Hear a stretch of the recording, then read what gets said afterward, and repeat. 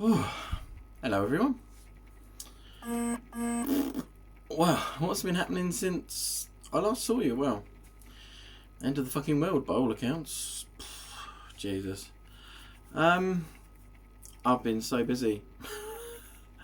Like, you sort of think, oh yeah, you know, oh, we're all in lockdown, oh, we've got nothing to do. Yeah, unfortunately I have two children, aged 2, soon to be 3 and 5, who aren't at school, and I'm still having to work full time from home. So, yeah, not really that any less busy than I was, to be quite honest.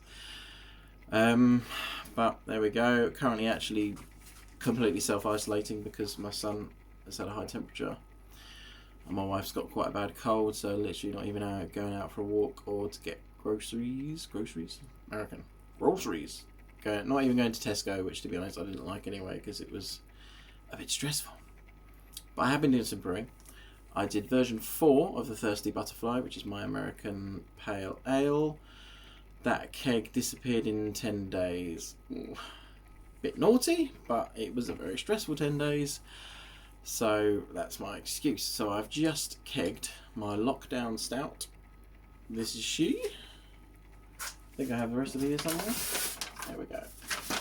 Yes, so 3.3 kilograms of Maris Otter, 500 grams of maltodextrin, 10 minutes at the end, 400 grams of flaked barley, 300 grams of oats, 300 grams of roasted barley, 150 chocolate, 100 grams of rice hulls, oat husks, whatever you want to call them, just because there was a fair amount of adjuncts in there, a lot of, the flaked barley and the oats and that, so and I just had them ages ago, I hadn't used them, so that's it. Hops is 26.6 grams, which I believe is half an ounce of cluster at 60 minutes, and then at 15 minutes 16 grams of magnum, just because I had that to use up. So total IBUs is 36, which isn't that high. ABV came out at 5%.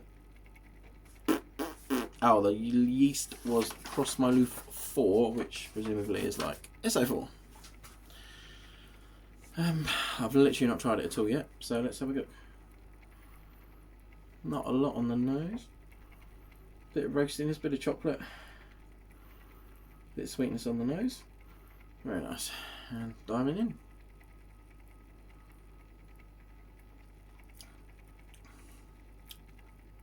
Oh yeah.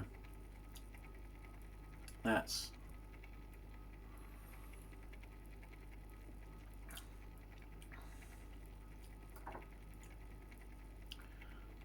very sessionable. It's weird. It tastes quite thin, even though I used the maltodextrin in it, and I used the oats. Maybe I need to use more oats next time.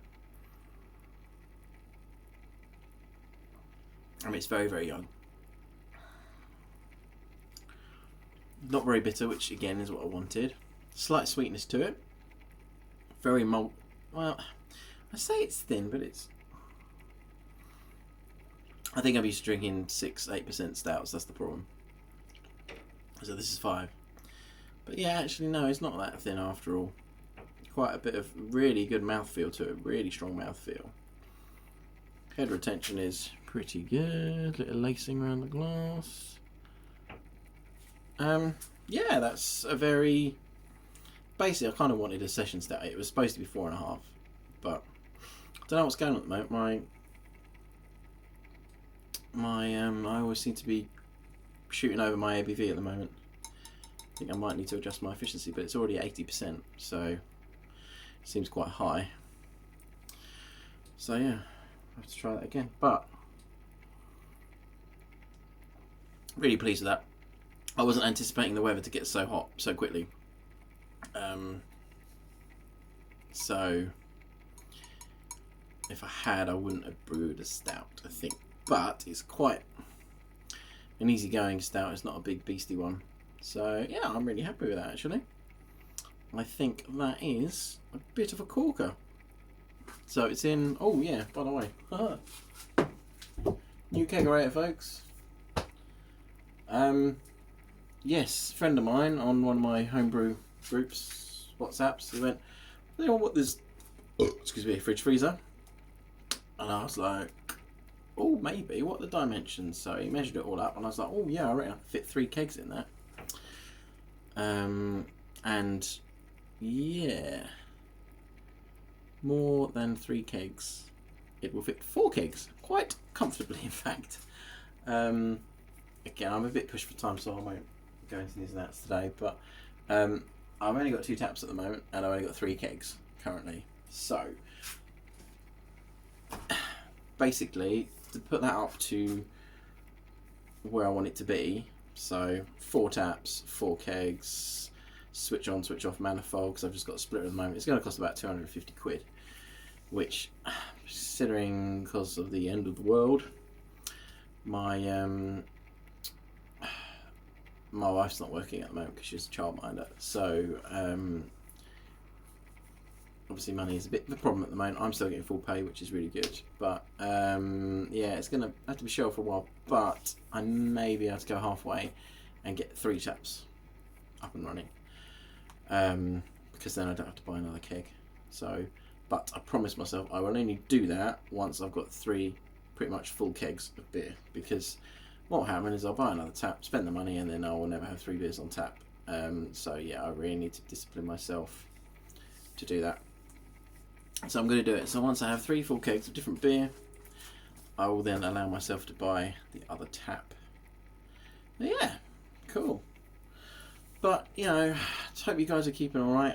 I have to admit, I had a little bit, I don't know, bit of a meltdown. Not a meltdown, but I've struggled a bit at the beginning of all this shit going on, because you worry. I worried about my parents, because they weren't initially playing ball in terms of self-isolating, because they're both in their 70s. They have now seen the light, and they're now fully shielding themselves, as they call it, which is good. And I think there was just a little bit of ambiguity right at the beginning, where you kind of weren't 100% sure, this is before the actual lockdown, whether you should actually be seeing people or not. And then once the lockdown came in, everyone was just like, yeah, let's just all piss off and not talk to each other. So it's mad. I mean, you know, my kids haven't seen their grandparents for 3 weeks.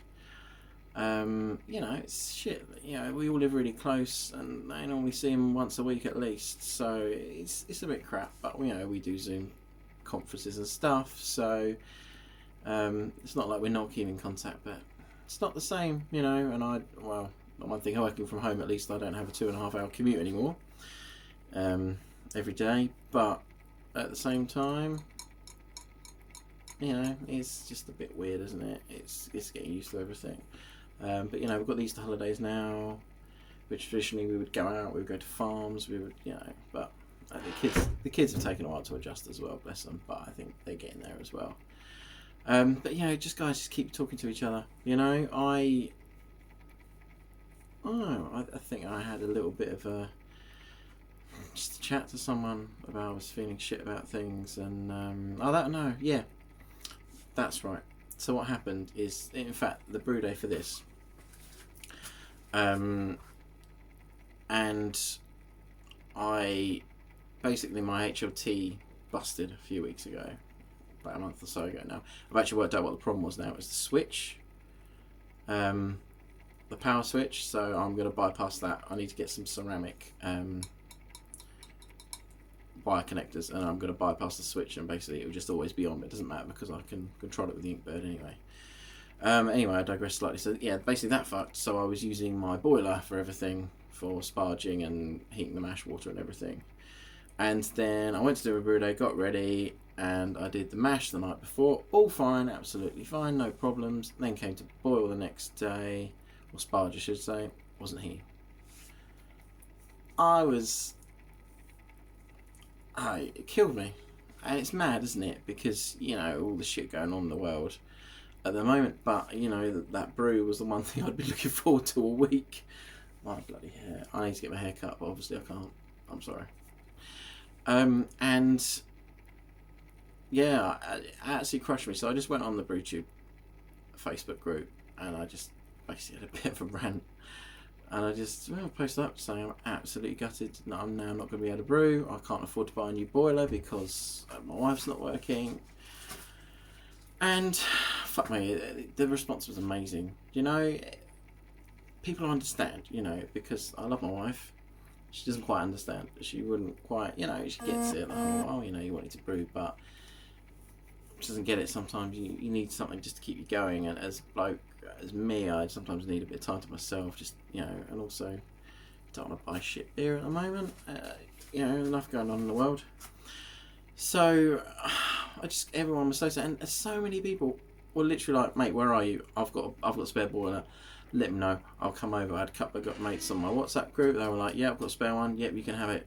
Let me know. Amazing. And not just that, but then other people were messaging me saying, oh, do you know what? Actually, I think maybe you try this, try that, do the other, take a picture, la la la. And in the end, I basically fixed it. I was using plastic. I wasn't using ceramic wire connectors, basically, when I bypassed the thermal cutoff when I did it ages ago.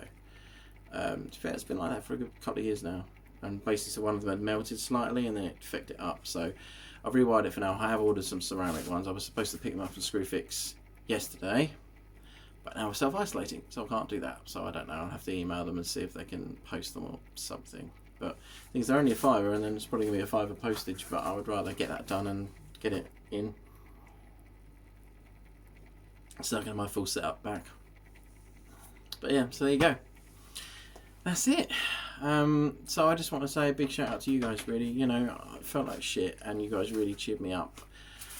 Not just because you helped me get the boiler working, but I don't know, just, yeah, I was quite honest. I just said I'm absolutely gutted, you know, and I was absolutely gutted.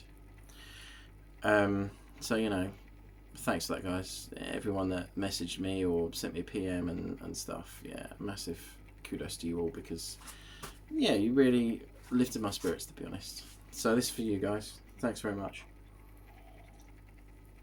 So like I said, these are uncertain times. It's scary, it's weird, and it's hard sometimes, especially if you've got young children at home who don't understand really what's going on, is how much do you tell them, and yeah, it's a nightmare. We'll get through it, but just guys, please just stay at home wherever you are in the country, you know, or in the world I should say, because I know virtually everyone everywhere is going through a similar thing, different stages of lockdown, but seriously, even if you're not officially in lockdown in your country, just fucking stay at home. Right, go out to the shop, one of you, that's it, because this is, you know, bloody deadly shit. And yeah, at first it was, well, it's only old people, but you know, in the UK there's 5-year-olds, 11-year-olds dying now of it, and yeah, alright, it's rare, but why take the risk? So just stay in, protect everyone else. Anyone who is a key worker out there on the front line, fucking fair play. You know, I'm very fortunate, and I'm counting my blessings that I'm allowed to work from home and able to work from home literally on a laptop, completely safe.